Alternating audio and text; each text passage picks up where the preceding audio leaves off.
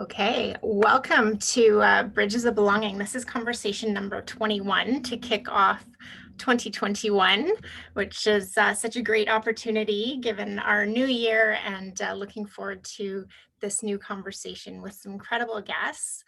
We're so fortunate to be joined today by Senator Chantal Petitclerc and Dr. Angie Abdou, who I will introduce in just a moment. I want to begin by acknowledging the traditional territory that I'm coming to you from today, which is that of the Coast Salish people in Victoria, home of the Esquimalt, Songhees, and Wasanic nations, where I've been just super grateful to feel safe and welcomed in the entire time I've lived here as a guest, but particularly during COVID, where I've been here nonstop for the last many months, and it's such a beautiful place to be. I also want to begin by just kicking us off with a bit of a reading. So I always pick an author to share with you. So today I chose Untamed by Glennon Doyle. And last night on my Twitter, I actually shared part of this reading because I just think it's some really powerful words. So I'm going to jump a couple places in this one little section of her book.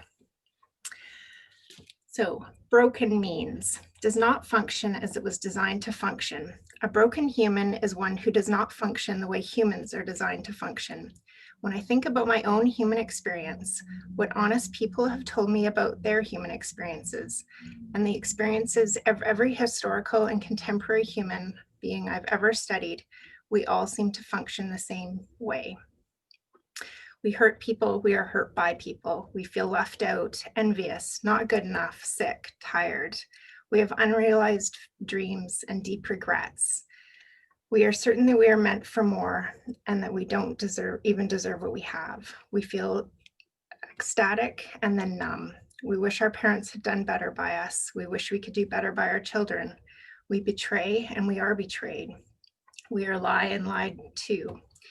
We say goodbye to animals, to places, to people we cannot live without. We are afraid of dying, but also of living. We've fallen in love and out of love, and people have fallen in love and out of love with us. We wonder if it happened to us, if what happened to us that night will mean we can never again be touched without fear. We live with rage bubbling. We are sweaty, bloated, gassy, oily. We love our children. We long for children. We do not want children. We are at war with our bodies, our minds, and our souls. We are at war with one another. We wish we'd said all the things while they were still here. They are still here, and we're still not saying those things. We know we won't. We don't understand ourselves. We don't understand why we hurt those we love. We want to be forgiven, but we cannot forgive. We believe. We absolutely do not believe. We are lonely. We want to be left alone. We want to belong. We want to be loved. We want to be loved. We want to be loved. I got free the moment I realized that my problem wasn't whether I was a good enough human. My problem was that I was a good enough ghost. Since I don't have to be a ghost, I don't have a problem. If you're uncomfortable, in deep pain, angry, yearning, confused, you don't have a problem, you have a life. Being human is not hard because you're doing it wrong. It's hard because you're doing it right. You will never change the fact that being human is hard. So you must change your idea that it was never supposed to be easy. I will not call myself broken, flawed, or imperfect anymore. I will quit chasing ghosts because the chase made me weary, and because I am a woman who no longer believes in ghosts. Allow me to rewrite my own self-description. I am haunted by nothing. I just thought, given all that's going on in the world and all we've faced over the last year, that it just struck me as how do we start to really refocus on who we are and what we need, and how we can really connect to each other as we go forward. So with that, I'm going to introduce the two incredible guests that we have today. I'm always just so grateful that people continue to say yes to joining us for these conversations. And today is no exception because I'm really, really thrilled to have the two guests that we have joining us today. So I want to begin by introducing the Honorable Chantal Petitclerc, who I had the opportunity of meeting about a decade ago when we both were elected to the Canadian Paralympic Committee at the same time, and came into a meeting room both very green and new to governance processes and to being on that type of board. and got to learn together for a short time before the senator got an incredible coaching opportunity overseas. So Chantal Petitclerc is an incredible Paralympic athlete and has won numerous medals of every color in many different games, Paralympics, Commonwealth Games, and also Olympic Games. So maybe she can tell us a little bit more about that journey as she goes through her talk. She lost use of her legs when she was 13, but had the opportunity to then learn about sport and be introduced to sport through a number of incredible people. And we'll look forward to hearing more about that. The senator became a senator a few years ago and represents Quebec through her position, and has been an incredible advocate for disability sport and for equality. And we look forward to hearing more and more about what she's doing. She's also a companion of the Order of Canada and a Knight of the Order of Quebec. She's received the Lou Marsh Trophy for Canadian Athlete of the Year and is in the Canadian Paralympic Hall of Fame. She has 4 honorary doctorates and is on a number of different committees and continues to contribute to the sports system and overall Canadian society in many, many ways. So welcome, Senator Chantal Petitclerc. We'll turn it over to Chantal in just a second to kick us off. But first, I want to introduce Dr. Angie Abdou. And Angie and I met, I think it was 2 years ago, when she was on a book tour around her book, Home Ice, which I'm sure she'll tell us much about. But that book just took me on such an incredible journey thinking about our sports system and how we are just really putting so much pressure on our kids and really having such unrealistic expectations about what sport should be, and how do we think differently about creating fun and supportive environments for our kids. So Angie is an incredible author. I've also read her first book, The Bone Cage. She was a finalist for the CPC Canada Reads, and she with the Home Ice one that I referenced, hit the #1 spot on Amazon Canada's best-selling books. She has written a number of other books, and she's also an associate professor of creative writing at Athabasca University. And she is about to launch another book called This One Wild Life, which is about hiking with her daughter. So we'll look forward to reading that and hearing more. Thank you. Over to the senator to kick us off. Thank you. Well, first of all, thank you very much for having me. I'm quite excited about this. It's a little bit different from what I usually do these days. And so I'm looking forward to it and excited and happy to be here. It's a privilege and happy to share a little bit of my journey as we begin, which is always a bit challenging because you never know how quick or how long to go. So I'll try to be balanced out. And I was trying to when I thought about what I was going to say when putting my story a little bit in front of you and my journey and connecting it to the theme of belongings, which really in English is a bit different than, I didn't know what it was. So I had to research it, and it was interesting in itself. And I guess what I want to say is that my journey, what is interesting is when you look at where I am now and what you've described in terms of having the recognitions and the medals, and now having this honor and privilege and responsibility to be in the Senate of Canada. And when I look back at my beginnings, it was a very humble one, and I think that right from that beginning, and in fact, right from the life-changing event that made me paraplegic. I'm from a very small town, Saint-Marc-des-Carrières, and this is where I had my accident at the age of 13. So during the summer vacation, visiting family who had a farm, the farm was abandoned, and we decided to go and play there, even if it was not advised by the parents. And And basically a big barn door that was broken fell on me and broke my spinal cord. And I know it's a little odd to say because I was very young, but you sense things. And even if I was only 13, I don't remember much of it, but what I remember is laying on the ground and unable to move, unable to feel my legs, unable to get up, and some sort of a sense that life would not, would never be the same again, and that I would need to, to adapt. And I guess adapting has been really something that is very, and moving forward has been something that's really important to me. And I did. And, of course, after the accident is hospital readaptation, back to school, back to Saint-Marc-des-Carrières. And there's a couple of things like, I don't want to tell everything, and I know we will have questions, but some very important point in my life. And the first one really was back home in a wheelchair, with a disability, being different, and having this sense that even if I was with a disability, my life did not stop, but certainly was taking a new direction. And somehow I had trust that I still had more potential than limits.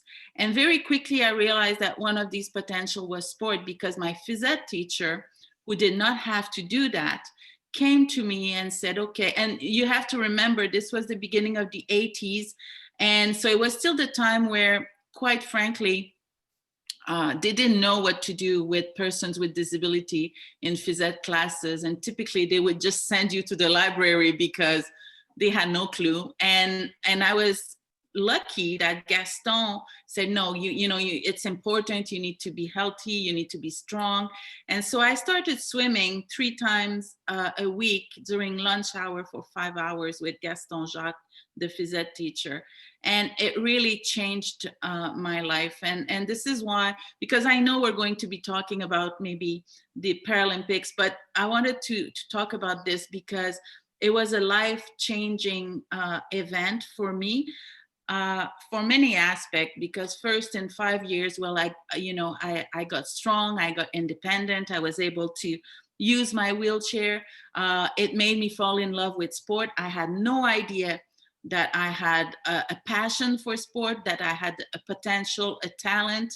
And so this was a bit of a discovery. And I keep thinking, because I was this quiet, introverted, not super active little girl, that I would have, there was no way, there was no reason that I would have found out that I was a great athlete physically, like, I had it in me. So this is always my opportunity to say that we have to try things, because we never know if we're going to be good at it and if we're going to love it. And so sport was that for me with swimming.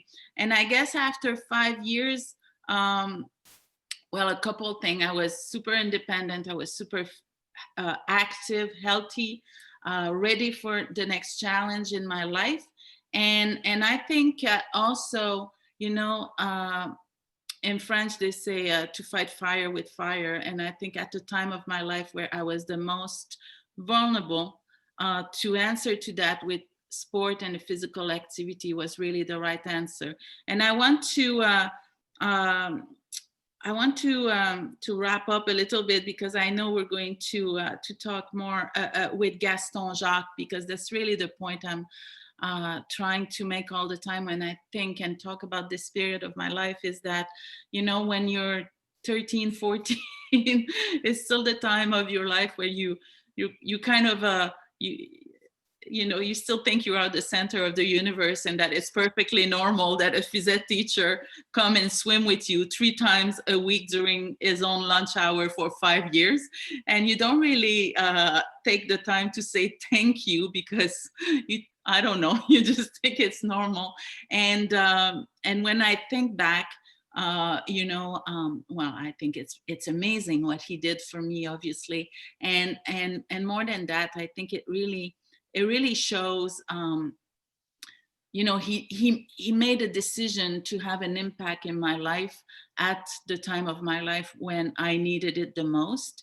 And so it really shows, first, it shows the difference that we can all make in someone's life when we choose to be there, when we commit to be there for someone who needs it at the time. So that's one thing. But also, I think it really shows that, and when I think about my journey, I'm always amazed of the amazing people that made a difference in my life.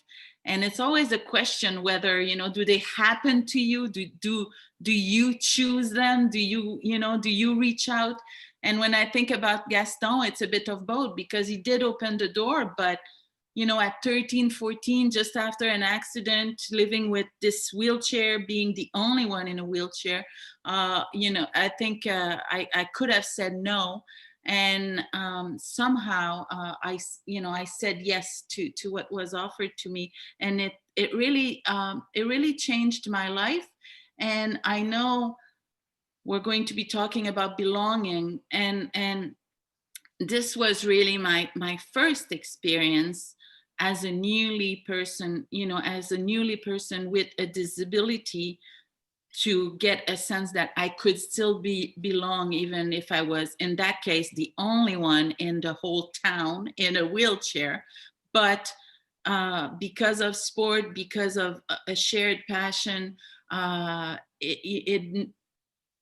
positive of being able to contribute, to be respected, to be admired, to do what everybody else was doing, made up for the fact that I was the only one doing it in a wheelchair. So I think this is why this story is the one I wanted to talk about as we began, because it really had a life changing impact for me, and set me in the right direction for the rest of that journey.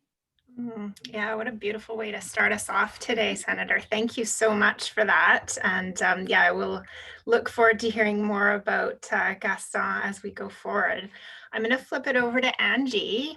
Angie, I know you also have a high performance sport background, but you're living the life in the Kootenays and with your kids in sport. And tell us a little bit about your journey in writing and what that's all looked like for you. I will. So first of all, I just want to say I love that story. I mean, we owe so much to good teachers and good coaches. And you're right, we don't say thank you. And then 20 years later, it will occur to us, wow, that was a real special effort that person made, and it changed the course of my life. So I try to remind myself of that as a teacher and a coach, that these impacts are going to occur to people decades later sometimes. So yes, as Andrea said, I'm the author of 7 or 8 books. I should count them one day, so I know one of those.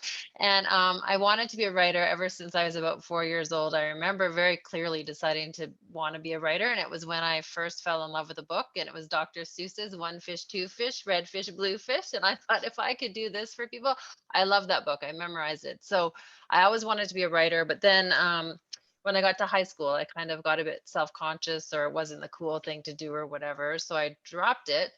And I was from a very athletic family. My brother, Justin Abdou, wrestled for Canada in the 2000 Olympics. And I see Kelly Dearborn, a wrestler, in the audience. So that's my little shout out to wrestling. But so I spent my whole life watching sport and participating in sport, but I kind of dropped the writing thing. I was doing marathon running and varsity swimming and skiing and whatever activities I could find. And I was on my way when I was 29 years old. I was driving from Fernie to Calgary just to ski for the weekend, and actually to go into this little running race. And I got in a head-on collision on Highway 22. If anyone knows that highway, it's very scary. It can blow up into pretty bad blizzards. And I broke my back vertebrae, my L4, and it was a week before I was supposed to run the Boston Marathon. I'd qualified for the Boston Marathon, and instead I woke up in the trauma ward at the Foothills Hospital in Calgary. And I immediately was so happy to be alive. So a lot of people were worried that I was going to be very depressed that I didn't get to go to Boston to run this marathon. But all I could think was just to be filled with gratitude to be alive. So I had a really long recovery for that. And during that time, I just read every book I could find about how to be a writer and how to write stories and how to write novels. And I started with short stories to kind of teach myself the form. And then I published a short story book. So that accident was in 1999. And I published a book of short stories in 2006, my novel, The Bone Cage, in 2007. And then 2010, 2011, 2014, like every few years, I published a book. So that's become what I do. And I'm also a writing professor, so I get to teach other people the craft of writing. But I found in my life, I always, for a long time, I thought I had to choose between the intellectual life of being a writer or the more athletic life. And so I always do this thing where like, I'm a writer, no, I'm an athlete, no, I'm a writer. And it's only in the last few years that I've really weaved the two together. And I've realized that swimming always has a very important role in my life. And from a physical point of view, but also from a mental health point of view, from a spiritual point of view, swimming plays a very big role in my life that I'd like to talk about more as we keep going. And so those two things are really interweaved, writer and swimmer. And so that's who I am. And not only do I teach writing, but I've also this last week, I'm back in a role that I haven't had for a long time, as I'm a swim coach again. Our local swim club was having some coaching challenges with the pandemic and they were stuck. And so I'm suddenly back on deck coaching for the first time in 15 or 20 years. And I just love it. And it just reminds me that we have these places that are home to us. And the pool deck is one of them for me. That's my place of belonging for a number of reasons. And so that's why I love your story about the difference that coach made in your life. And I just, if I can touch people like that, what a gift. I always talk about how I sort of curate our pairs, and the fact that you both started in swimming background, I find quite interesting, although I didn't intentionally do that part of this matchup. So yeah, I think, Angie, I'd love to hear a little bit more about sort of that swimming journey and then going back to coaching and what that means to you in terms of the pool deck being a place of belonging for you. I just thought that was such a interesting way to frame that. So tell us a little bit about all of that. Yeah, so I mean, I started swimming when I was 4 years old on the Thunder Bay Thunderbolt. So my mother was a very, very good swimmer. It still is a very good swimmer. She still does she's 72 and she still does a 3 kilometer open water race every year in Mexico. Like 3 kilometers open water, that's a hard swim for anybody. And she gets out there 72 years old and does it. So swimming is my family and my home and my earliest memories. But also I was in, this relates back to always choosing between the intellectual and the athletic. So when I was in my PhD, I hadn't been swimming competitively for years and I was working on my PhD, but I started to just inch my way back to the pool and was doing a bit of master swimming. And I was at a meet and the varsity coach happened to be there. And after I swam a race, he said to me, "Are you a full-time student?" And I said, "Yes." And he said, "Why are you not swimming for me?" And I said, "Well, aren't I too old?" And he said, "You just did at whatever time it was, you're definitely not too old, like come swim for me." So I swam 2 years varsity in my third and fourth years of my PhD. So I was different than everybody in that club. I was older than them. I was married. I had a mortgage. I was teaching university classes and, they were 20-year-olds, single, all of that stuff. But this coach, Glenn Belfry was his name. And I think I see Sean Carver online, who was a butterflyer on our team, a beautiful butterflyer. But this coach was different. He didn't emphasize swimming as an individual sport. He emphasized it as always the team first, always the team. So it was about, it wasn't just like swimming could be very hierarchical where the best, fastest swimmers always got the most attention. And then there was kind of a dribbling down, but he wasn't like that. He was like, everybody contributed to the team. Everybody brought different strengths, whether it was your enthusiasm, your kindness, your insight, the way you supported other people. It was all part of we belong. We were like a family, and when someone was swimming, we all cheered. And if if we had a dual meet, you didn't just do your event that you wanted to do the best time at, you did the event that was going to help the team. So it was all about that sense of belonging. And when I think about belonging, I think back to that university team. I think that's why, even though I was different than everybody in a number of ways, I've never felt so much like I belonged to a group of people. And that's 20 years ago now. And I still think about those people every day. And I still hear Glenn Belfry's voice in my head and how he knew sports aren't just about swimming fast. Sports are about so much more than that. And it is about belonging and creating meaning and creating community and connection. And so I've carried those lessons through my life. And I think about them when I'm teaching writing or teaching anything. So to be back in that exact environment, and it's like everything, the chlorine and the warmth and the splashing, and it just feels like home. And so for me to be able to stand on deck and say to each of those athletes, and through my body language, my eye contact and everything, like, I see you, you matter, your effort has meaning, is giving back to those people the lessons that I learned at a formative stage in my life. That's beautiful. I see you, you matter. That's such an important piece. And it's so much harder now with sort of half our face covered in some of these scenarios, right? It's sort of like you have to really be even more intentional about making some of those connections. Senator, I'm going to flip it over to you. Do you want to, you've told us a little bit about, obviously Gaston and kind of getting started in sport, but maybe tell us a little bit about like your feelings of not belonging. Like, when did that show up for you and what did that look and feel like? Yeah, this is, yes, not belonging certainly happens when you're a person with disability or and another aspect of life, but I think it takes a while when you have an accident, and it is the most strange situation because and even if I was very young, because you aren't exactly the same person, with the same upbringing and the same values, and you are the same individuals. You get in a hospital, you get out on a wheelchair, and suddenly the people that you knew don't see you exactly the same way. They don't see your potential. They don't have the same spontaneously, and maybe it is different now.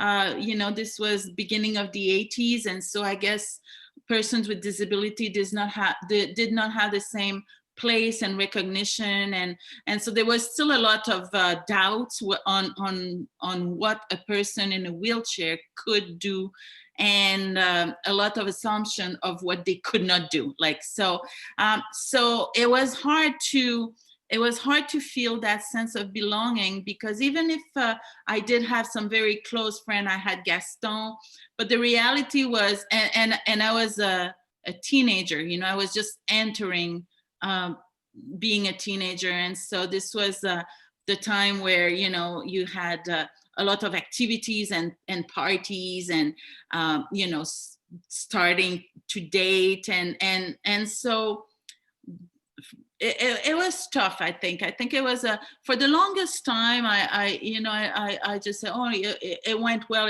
And it did go well because I'm a strong individual. I'm a very positive, and no one was ever, I never experienced bullying, for example. So it's not that, but it's just a question of, everybody regrouping together and talking, or going somewhere on a Friday night, but you're not going because, and sometimes it's your own fault because you feel self-conscious being the only one in a wheelchair. So it's not always people's fault. And it's a very interesting process trying to get through that. And for me, I know that my year after my accident at my high school in my hometown, with everybody that knew me before and after my accident, was a little bit tougher, because I think it was just hard for everybody to, I don't know, to not compare or to not see the accident. And it's very interesting because when I finished high school and I started college, again, being a person with a disability, but with, a bigger organization, a bigger place, and people who did not know me, this is where I think this is where life really begun for me as a person, comfortable with my differences, and then that sense of belonging just happened at different level, and very naturally. So I always find it interesting how belonging is not only about a group welcoming you, but it's about you, going in or making or just, and it's and every time, and now in the Senate, when I was appointed in the Senate, I'm the youngest one. I'm not a lawyer. I'm not a politician. And I had to remind myself that this is not what it takes, and this is not what it means. Belonging does not mean it doesn't mean being the same. And I think, Angie, you put it right. You were older, you were different, but yet you belong because of many other aspects. But I think it has to come from also a confidence that we have in ourselves that I did not have after my accident. So it's easy to say, oh, people looked at me differently, but I was different as well. I did not have that confidence in me. So it took a while. It was a process. And I think it's okay that it is a process. You know, I think going through that process of figuring out who I was with being the same, but also being now with a disability, with a difference. It's a process that makes us stronger. Yeah, we say belonging is about belonging to yourself first. And I just heard you describe that in such a beautiful way, and kind of finding your confidence and your abilities and celebrating who you are and what you can bring to the table that might not be the same as others, but that's why you're at the table. Exactly. Yes. Oh, that's fantastic. How about you, Angie? What about times when you haven't belonged, and sort of how did you navigate that? What did that look and feel like for you? How did that turn out?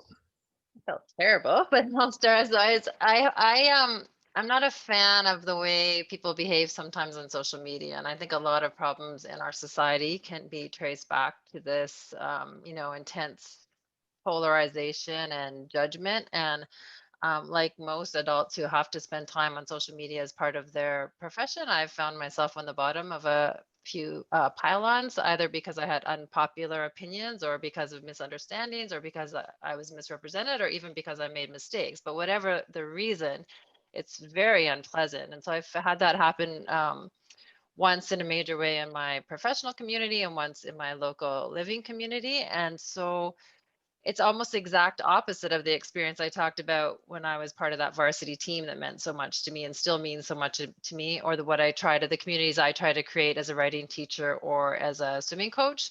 In that situation, I felt ostracized, I felt misunderstood, and if I tried to explain myself, I felt like my words were twisted or people didn't hear me. So it's, instead of saying I see you, it's like I don't see you. Instead of saying I hear you, it's I don't hear you. Instead of you're part of us and we're willing to acknowledge your contribution, and maybe you're flawed, but everybody's flawed, but we still recognize your contribution. It's like, no, you're not part of us, and we don't recognize your contribution. And it's so easy to be mean to someone online, or to trivialize or vilify their position, or to ghost them. And so to suddenly feel like you're either vilified by your community or ghosted by your community is just a horrible, horrible feeling. And the senator talked about how she turned that around, and I had a horrible time. And I remember everybody that mattered to me saying, those people don't know you, and we know you, and we understand what you're saying. Like, so whether it was my husband or my parents or my closest friends saying, we know you, they don't know you, I couldn't hear that until, like you said, until I decided it myself. And I had a day where I just had this sort of out of body moment where I saw myself looking really strong, like physically strong. And I just thought, I can do this. Like, I have my people, I have my husband, I have my parents, I have my closest friends, they know me, and maybe my community is not as big as it used to be, but we'll start with quality, and I'm going to be the best person that I can be. And if I make a mistake, I'm going to pull myself up and try again. And the people who are my community, the people who accept me to belong amongst them, will see that I'm doing my best. And so, you just keep marching along. But that feeling of not being heard or seen, or being ostracized or vilified, is a terrible feeling. So I would never want to do something to make people feel that way. So as a facilitator, as a teacher or a coach, keep that, the inverse of the belonging, in mind too. Yeah, absolutely. And I mean, both of you are public figures in kind of the areas that you're working and playing in. And it does come up, right? Like, you're trying to do good work, and there's so many challenging situations that can come along that kind of blindside you, or that you weren't expecting. And it's really hard to know how to navigate. So in being public figures, how do you feel that each of you can play a role in influencing the future of places and spaces where people can really belong and show up as they are? Like, what responsibility do you feel about that? What work are you able to do to try and drive that forward? And Senator, maybe we'll kick it over to you to start us off. Oh, I find it's yeah, it's very interesting, and I want to I want to comment on what you've just said, Angie, as well, because obviously I don't know the story exactly, but I've been in, you know, as a public and in the Senate, it took me by surprise, because when you're an athlete, I mean, who doesn't like a gold medalist, you know, like people, congratulations. And then the first time that you make a speech on a complex and debated piece of legislation and you get the complete opposite, it's just very hard. And I think one of the lessons that one of the things that I've learned early in life is to surround myself with allied, you know, and I think that's what you've described, Angie, as well. And not everybody does that. And sometimes, you know, we need courage to say, maybe you're my family, maybe you're a friend from high school, but you are not making me feel good about myself for years. I don't need this in my life. And it's tough, but this is something that I deliberately do, you know, and because these things will happen in different communities. So at least the people that I choose, they're on my team no matter what. And I think that's very important to me. But how we can have an impact, I always try to, even when I was a Paralympic athlete, you know, and people say, oh, you're changing perception on persons with disabilities, or you're playing that, you're a role model maybe, and this and this. And it was never my intention. Like, I never really set myself in a place where I say, I want to influence, I want to whatever, inspire. But my view of this is that if we make the commitment to, you know, to be the best that we can be, if we make the commitment to choose values and principles that are important to us and to commit to it and to live by them, it will have that side effect. So this is really how I think that we can all make a difference, you know, because sometimes you can, you know, you can have a big speech, you can create a group, and there's nothing wrong with that. But in the end, just you know, walking the talk is I think what has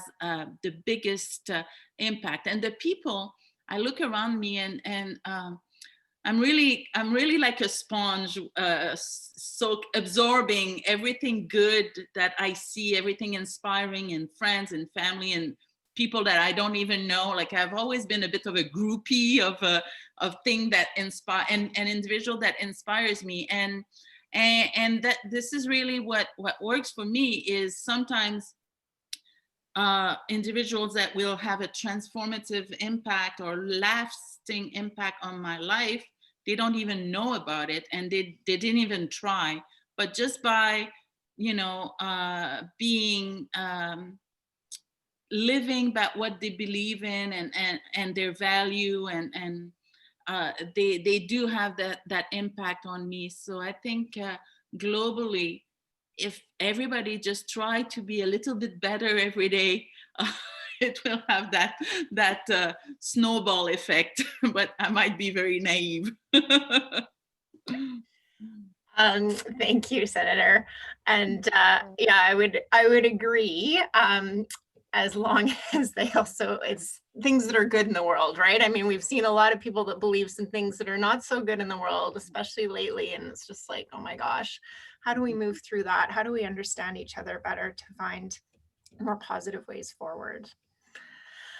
Angie, I'm going to turn it over to you with the same question around sort of that role model piece and sort of how that shows up for you and how you've navigated that and how we can create space. Yeah, I'm thinking about, so my children's recent swim coach, his name is Aidan Chudley. He's from Australia, and he reminds me a lot of this Glenn Belfry that I talked about as my varsity coach at Western, and that he really emphasizes positive culture. So he doesn't emphasize performance first. He doesn't emphasize going fast first. And there's not that sense of hierarchy, like the fastest swimmers are treated better than the not fastest swimmers.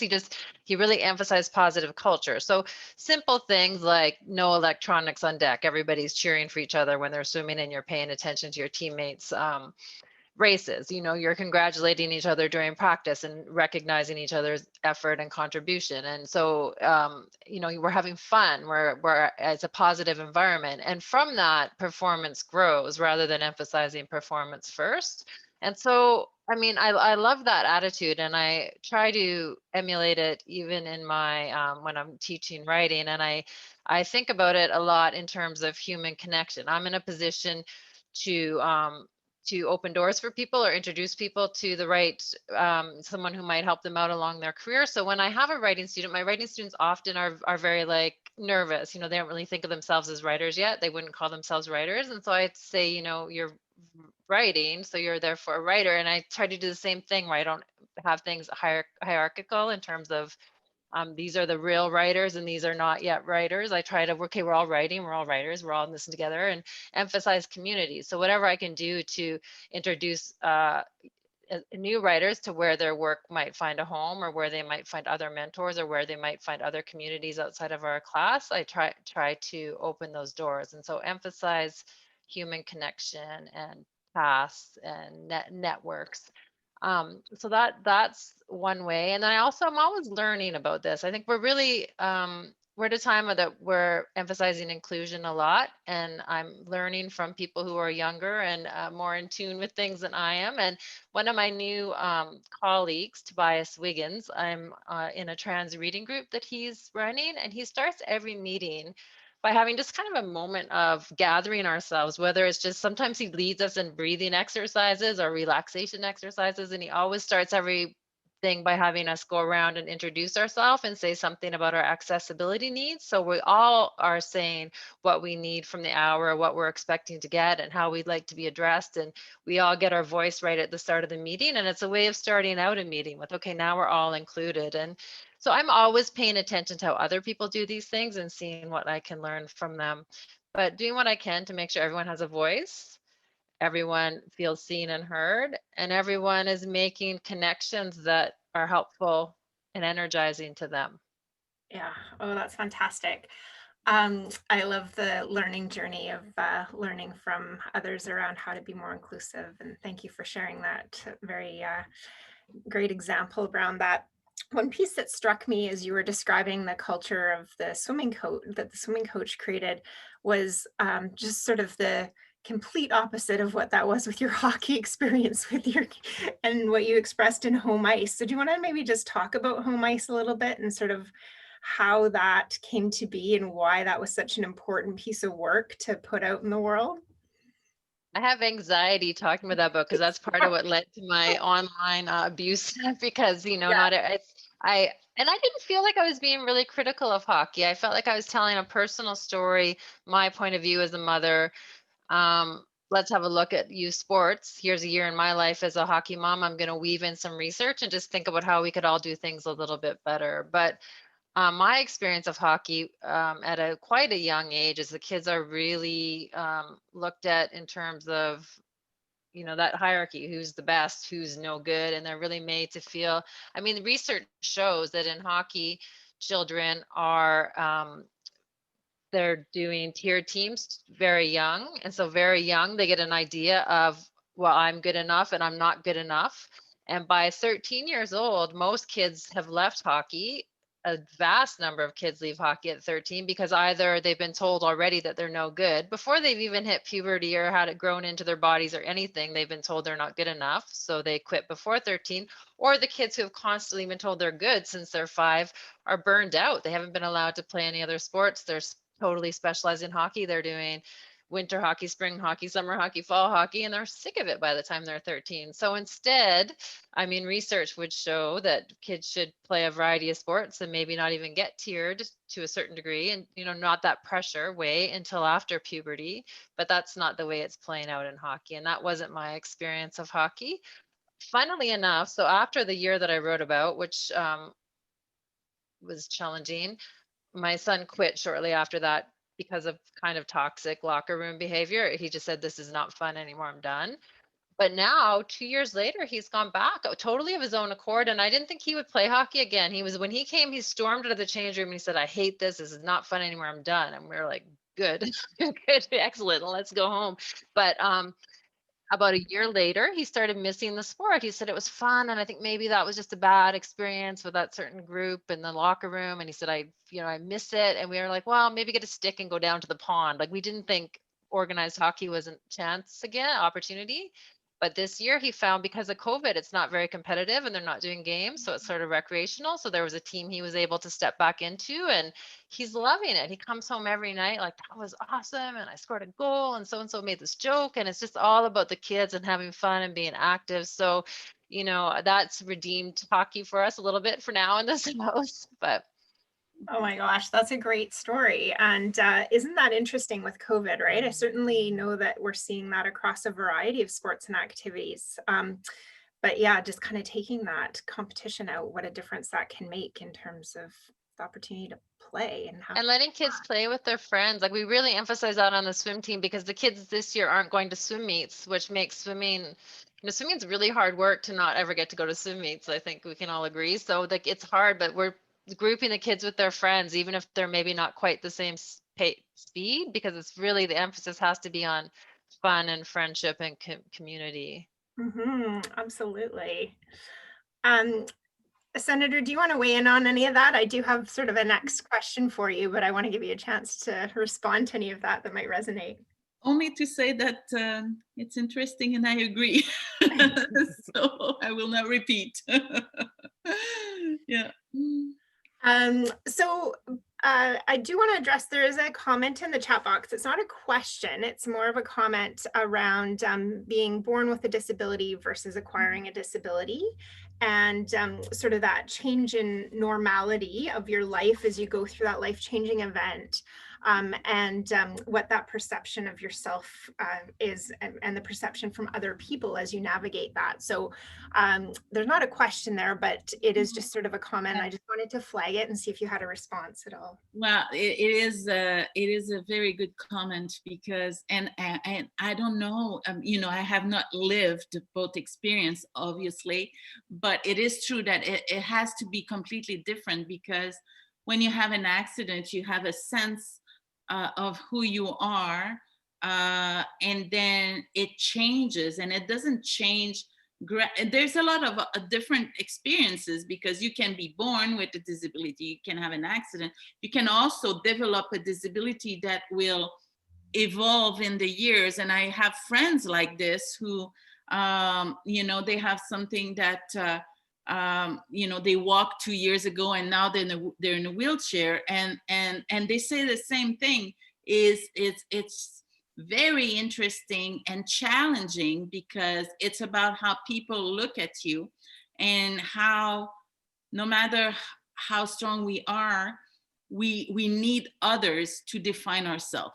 And it has to be a conscious kind of a choice to not let others define you, but it does have an impact. And I guess being born with a disability, it has to change it, because you grow with it, and myself, I think it's a bit of a hybrid situation, because I was only 13, and I see a difference even with friends who had an accident maybe at 20, and at 20, maybe they're already a high performance athlete, they have a girlfriend, maybe they have a job, and then it just changes in a different way. 13 is interesting, because you're entering teenager, but you don't know how to drive, you don't cook so much, so you learn adulthood from a wheelchair. So at some level, there's some things that may be easier that way, I suppose, but But I guess all it says is that we all are very unique in our experiences and in how we evolve with those differences, depending on who we are, depending also on the disabilities, because the truth is, being in a wheelchair, a lot of people will not how can I say that? I have friends who have maybe a little more severe disability or difficulty expressing themselves. And I'm always taken aback to see that a lot of Canadians and everywhere will still associate difficulty to communicate with, maybe a intellectual disability or something like that, and which is not always the case. And so anyways, we're all different. And I think we all need to learn to welcome and embrace differences. Yeah, and that's a perfect segue to the next piece I was going to raise, because it speaks about our assumptions and kind of understanding and taking the time to learn. And Angie referenced this a few minutes ago in her trans writing group, and sort of the ongoing learning journey around inclusion. And Senator, I know you've been doing a lot of work around this space and facilitating a lot of conversations and explorations as well. So as we think about belonging and we sort of move towards wrapping up this conversation today, because the time always flies by, it would be great to just think about like maybe a couple comments about work you're doing in that space and how we can continue to move forward to spaces and places where everyone can belong. So I'm not going to dictate who goes first. One of you pick who wants to talk to that first, but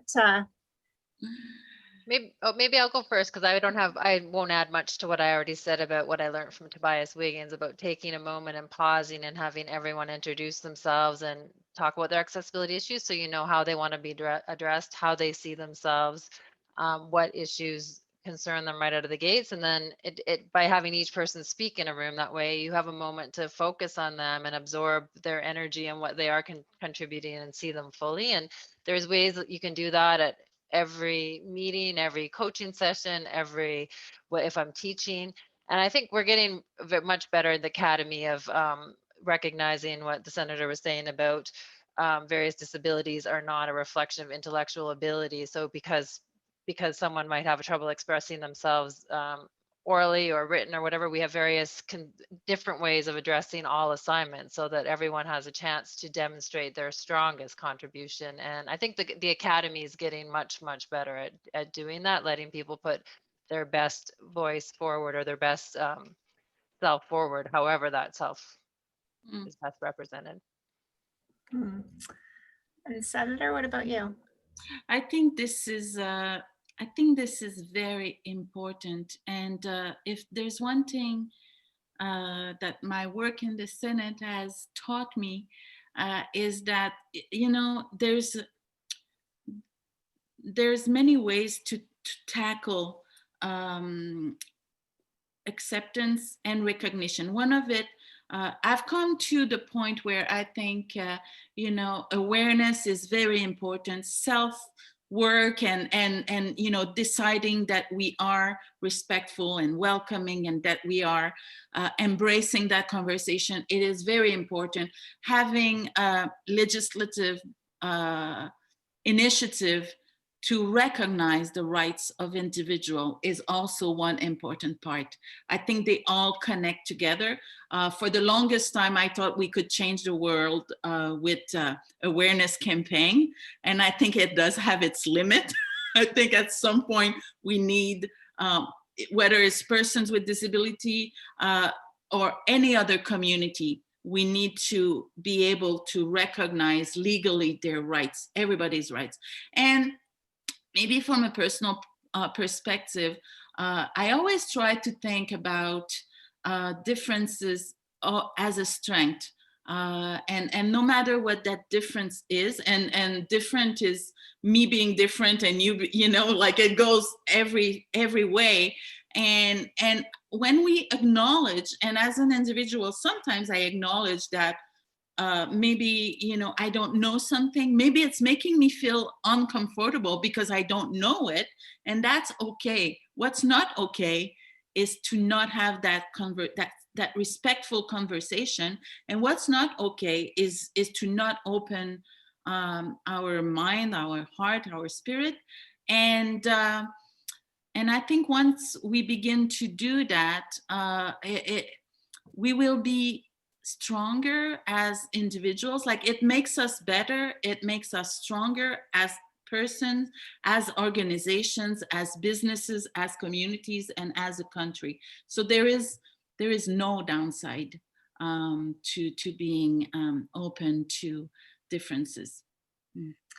Well, I would completely agree with you, and I've built a whole company around it. So I'm invested. As we wrap up, one of the things that kind of strikes me is we're starting this new year. We have had a pretty challenging last year. I always pick a focus word for the year, or a theme, an intention, if you will. It went out in my newsletter last week. So mine this year is patience, and just really spending time thinking about and pausing and giving space for us to kind of evolve in the ways we might need to in this next year. I just wondered if either of you had something that was driving you forward in this year that you'd like to share with our audience as we wrap this up. Oh, maybe, I don't have the one word, but I think for me, well, resilience is the obvious one, because we've all been very challenged with having to be resilient this year. But for me, it's really a year also where I want to, and it's very, very personal, but I want to get back in charge of my health and my fitness and my, eating, getting healthy. I've lost track of it. And so this is really, and I'm putting it out there. So maybe next year you come back and hold me accountable to whether I've committed to it. But yeah, so that's my big challenge. I don't know if it's a word, but it's definitely a challenge to get back in charge of my overall well-being. Oh, well, thank you for being vulnerable with us and sharing that, Senator. Appreciate it. And we will hold you accountable. Angie, how about you? I like yours of patience. I've been thinking a lot about balance also, just because with COVID, I've, like everybody, my life has changed drastically. I used to travel so much for work, and I have not been anywhere since February. And while that has presented certain professional challenges, it's been very nice on a domestic front. I mean, a family life is a lot easier when I'm here, and my kids really enjoy me being at home all the time, as does my husband and even my dog.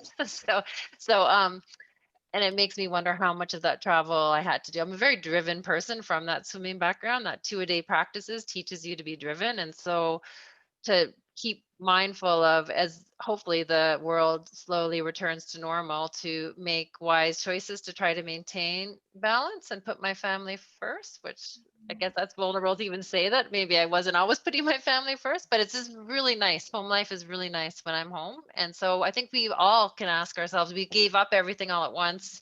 As we ease it back in, I think we're all going to ask ourselves questions about, do we have to go back to as it was before? Like, how much of that travel was really necessary? How much of that spending was really necessary? How much of that running around, so just to make mindful decisions as the world returns to normal, and keep balance in mind and keep family in mind. Oh, fantastic. Thank you for that. And yeah, I'm totally with you on all of those fronts. So yeah, we are at the end of time. We've got a couple of very nice comments in the chat box, which I would encourage you both to read, just complimenting you both on being here today and the words of wisdom you've shared. And I just want to really heartfelt thank you to both of you for being here, for showing up, for being vulnerable with me and sharing your stories. And it is just such a rich opportunity to learn more about two incredible humans who are doing such great work. And I just really admire and respect both of you. So thank you very much for being here with us. Thank you. And we will wrap up now. Our next session of Bridges of Belonging is on February 2nd, and we're going to feature the founder of Pride Tape and talk about the Pride Tape movement and how that's influencing the rainbow community through hockey. So we'll look forward to that session, and information on registration about that will come out shortly. So have a great day, everyone. Stay safe, and thank you so much for joining us.